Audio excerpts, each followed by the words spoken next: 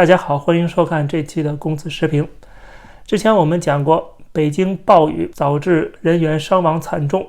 那北京的水库泄洪，结果把河北省涿州市给淹了。很多人抱怨连天，凭什么为保北京就要淹我们？甚至这个泄洪的时候，很多人就没有得到通知，即使通知不到位，他还是泄洪，所以他们就抱怨说，北京人是人，那河北人就不是人吗？结果河北省的省委书记最近站出来讲了一段话，再次证明这一点。他说要有序启用蓄滞洪区，减轻北京的防洪压力，坚决当好首都的护城河。他说了这句话，又引起河北的韭菜们的不满。那有人就问了，这河北省的官员难道没有看到河北人民群情激愤吗？居然还在火上浇油，证实没错，我们就是要充当北京的护城河，淹我们也不能淹北京。这已经是完全的明目张胆把这个大白话讲出来了。很明显他根本不在乎网上的批评，因为你想啊，河北省的官员是河北人民选出来的吗？也不是啊，对吧？他为什么要照顾到河北人民他们所思所想呢？你们爱骂就骂，反正我还可以删帖，还可以封号，只要他能够满足中央领导的心愿啊，能够让他们开心，让他们放心，把马屁拍足，他就能够升官发财，能够获得升迁，或者是得到政治上的嘉赏。所以说，因为这个体制结构就是这样子，权力并不在人民的手上，心里不满，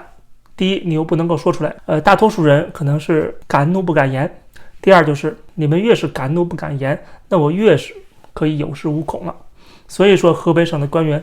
直接把这话讲出来了。换句话说，实际上他讲出了一个大实话，这就是大实话呀，事实就是这样，对不对？那你期待他怎么说呢？是谁让你管河北的？是皇上。你要不为皇上着想，那我要你干嘛呢？对不对？就是这个道理吧。所以说他讲这个话是非常符合中国实情的。但是还有一点不要忘了，虽然能够牺牲河北省，但是有一个地方不能牺牲，就是雄安新区。这可是习近平的政治功绩，是他所谓的千年大计。所以说雄安新区被看作是鬼城，没有多少人口，常居人口的一个城市，却能够安然无恙啊！即使涿州去泄洪或者怎么样，也不能淹了雄安新区。雄安新区也在河北啊，但是它是有皇上加持的，它的地位就比普通的河北省其他的地方要高一级了，对吧？北京是最高的，然后是雄安新区，然后才是河北其他地方。那这个其他地方里头，当然包括现在水淹最严重的涿州。虽然涿州的人口远远超过雄安新区，但是政治地位不同，导致这两个地方的人民所享受的待遇是不一样的。涿州不仅要保护北京，还得保护雄安新区，所以他们被淹，那就是情理之中的了。看到民怨沸腾，大家觉得不公平，那么这个时候和稀泥的胡锡进又站出来了。知名党媒《环球时报》前总编辑胡锡进他就发了文章说，在灾难面前，老胡认识的北京市民从没有想过让河北做我们的护城河。其实这句话呢是故意在偷换概念。我们讲的河北省做北京的护城河，并不是什么北京人所想，这跟北京人想不想没有关系，是中南海所想，是习近平所想。胡锡进故意把它偷换概念了，把主要行为的实施者换作是北京人民。其实北京人民在北京真的有地位吗？他不是也是韭菜吗？他只不过是在北京的韭菜。所以说河北人呢，没有必要骂北京人怎么样，北京人也是韭菜，只不过所处的地方不一样，政治含义和政治价值不一样，所以导致了都是韭菜，但是等级不同啊。北京人可能算是高级韭菜，但是河北人是低级韭菜，可能有个雄安新区属于中级韭菜，其实本质是一样的。在这个事情当中，因为身处北京，所以呢可能在待遇上有优势。就像在大饥荒时代，59年大饥荒，在首都北京就没有发生大规模的饿死人的饥荒。虽然每家每户基本上都吃不饱饭，但是还是优先保证北京的粮食供应。即使一些偏远地区，特别是像安徽省很多地方都是绝户，整个一个村落或者一个县没有几个人生还。但是北京就不一样了，并不是说北京人就比安徽人要更高人一等，而是你恰巧生活在北京，恰巧你是在皇城根脚下，更靠近权力中心。而在这个专制国家，权力是一切 ，OK， 政治权力是一切，所以你越靠近这个权力中心，那你可能获得的保护更多一点。虽然在权力中心本身，你跟这个当权者、这些掌权的人去相比，你仍然是被剥削、被压迫的对象，对吧？但是相比于那些权力中心以外的地方、偏远的地方，你还是有点优势的。所以说，在一个专制国家，我之前曾经写公众号的文章讲过，在一个专制社会下，越靠近权力中心，你的安全、你的地位、你的收益都可能会比其他地方好很多。这种专制的程度越深，集权的程度越大，越能体现这个特点。这就是为什么在改革开放期间，我们看似好像在南方很多城市是最先松绑、最先富裕起来的。你看到很多的大型的企业，他们也要在北京设立一个第二个总部，因为它靠近权力中心，靠近监管部门，做什么事情没有得到领导的批准，他们什么事也干不成，根本赚不到钱。比如说很多金融机构，他们的业务主要是在上海、在南方，他们却把总部放在北京，就是这个原因。放在北京的金融街，挨着证监会、银监会，对吧？所以河北人也不需要有什么心理不平衡。我们虽然出身北京了，但是我们都是韭菜。那么有些五毛粉红肯定在否认我这种说法，觉得我这个共产党对中国人民来说是一视同仁的啊。但是这种话是经不起考验的。不仅河北省省委书记亲口讲了那个话，雄安新区当地政府的公众号也讲了同样的话。据雄安新生活公众号发了文章说河北各地为保雄安做出了巨大牺牲，这是雄安新区自己承认的，它其实是一种感激，对吧？谢谢你们啊，为了雄安新区牺牲了自己。但是这听起来就让河北人民觉得很不爽，就是这不是人家愿意的好吗？这是强迫的，是中央强迫的，是公权力强迫的。你们雄安新区不就是因为是皇上亲自画的一个圈吗？然后你就享受这个特权了，让我们牺牲，对吧？凭什么？所以大家就心里不平衡，然后你说这种话来啊，站着说话不腰疼，那么肯定会引发河北人更大的愤怒。但是愤怒归愤怒，他们对公权力也束手无策。如果这些愤怒的群众当中还有一些小粉红的存在，那就更可笑了。那就是毫无自知之明，明明自己是韭菜被牺牲了，还觉得作为韭菜是光荣的。所以我觉得这次受灾群众应该好好的反省一下，好好思考一下，为什么你被牺牲掉了，你被当成了炮灰，为什么你头上的官员会说出这种话来，为什么雄安新区还要发这样的文章，这都是对河北的这些五毛粉红的啪啪打脸。那么最后我想再提到一个事情，就是日本的一位作家他去世了，他的名字叫森村诚一，中国人很多都没有听说过他的名字，但是他曾经写过一本小说，影响力非常大，叫做《恶魔的宝石》。这本书被认为是一个非常重要的畅销书。纽约时报的文章说，他揭露了731部队的暴行。森村诚一是在今年7月24号在日本东京去世，享年90岁。他一生写了将近300本小说，那么唯一的一本最著名的就是《恶魔的宝石》，其他的小说都没有些人关注啊。这本小说最早是在日本共产党的党报上连载，后来编成书之后，在日本畅销，卖出了110多万册，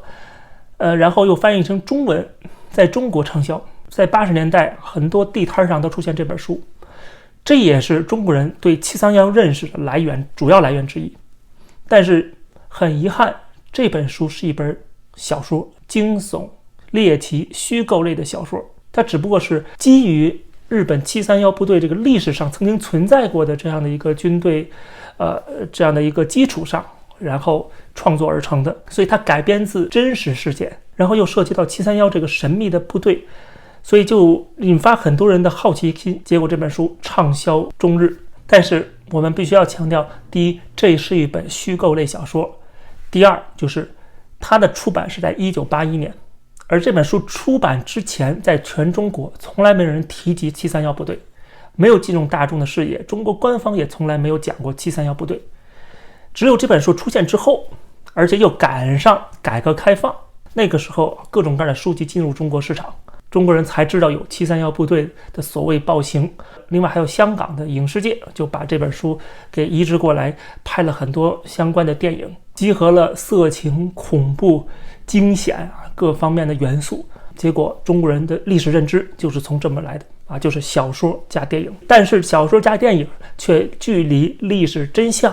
已经非常遥远了。所以《纽约时报》这篇文章很有意思，把这本书当做一个历史文献来夸奖。我觉得这个文章的作者的历史水平是很有限的。当然作者也承认这个森村是一个推理小说家，但是没有质疑这本书里边的虚构的不符合现实甚至不符合常识的内容。比如说这篇文章里特别强调说，在日本占领期间至少有3000名中国的男女老幼成为了实验对象。然后接着说，据信所有人都死于酷刑。据信是什么意思？你做出这样的一个重大的严肃的一个指控，你只需要说据信就可以了，这是一个严谨的说法吗？对吧？对于历史来讲，我一直认为要实事求是，有一分证据说一分话。我们不是说不可以推测，但是也要符合常识和常理。但是这个小说里出现的很多内容都是不符合常识的，比如说这个水分在人体当中占70%，这是731部队对中国人做活体实验所研究得出来的结论。这种完全不讲逻辑和常识的说法，被很多中国人堂而皇之的相信。森村在《恶魔的宝石》里边，除了讲到这个人体的抽干的实验以外，还有一个说把人体放在一个密闭的一个空间，然后把空气抽掉变成真空，然后人体就会膨胀然后爆炸，弄得血了呼啦的，听着就很恶心，非常适合拍恐怖片。但是这也是违背基本常识的，人体在真空当中是不会爆炸的。这类的完全没有科学常识内容在这本小说当中比比皆是。所以我们可以看到这些都是想象出来的，虽然写到小说里非常的耸动，非常吸引眼球，难怪成为畅销书，但是它跟事实差距太大。在2018年的时候，日本的国家档案馆主动的公布了731部队当中所有成员的姓名跟资料，包括外科医生、护士等等所有的医护人员，还有工程师在内。日本希望通过这种更加透明的方式，让大家去了解真相，让大家去做更深入的研究，而不是完全依靠小说里的内容去想象曾经发生的历史。所以我们看到日本政府对历史的态度真的是要远远超过中国政府。而中国政府呢，他们犯下的这些罪行都是遮遮掩掩，从来没有光明正大的公开让大家去研究去报道。如果我们去看731部队当中这些研究人员，实际上很多都是当时不仅是日本乃至是全球顶尖的大学教授、专家学者，对吧？他们抱着一个认真搞科学研究的态度去的，而不是说我过去去虐杀中国人，去以此来取乐的。我之前专门做了一期讲731部队，就是当时在东北有非常严重的鼠疫、伤寒而731部队作为防疫部队，作为大白，它主要研究的就是这些内容，特别是鼠疫。所以那个《纽约时报》的文章当中提到什么3000多中国人被当作实验对象，可能绝大部分人是当地的居民染上了鼠疫，然后由这个日本的防疫部队来对他们进行治疗。当然治疗过程中一边是有研究一边是有治疗的，这个在研究当中是不是侵犯他们的人权或者知情权，我觉得这是可能最大的弊病所在。当然这个鼠疫的这个病毒研究出来之后，是不是会用在细菌战用在军事上边，我觉得这才是值得研究的地方。总之从现有的历史资料和一些历史研究当中其实可以看到日本东北的731部队确实有侵犯战俘人权的行为，我觉得这是不可否认的一点。但是这个事实又跟现在我们所看到的基于《恶魔的宝石》这部小说出现的网络文章、纪录片、电影所讲述的内容相去甚远。好，感谢收看这期的公子视频，欢迎大家点击订阅这个频道，我们下期节目。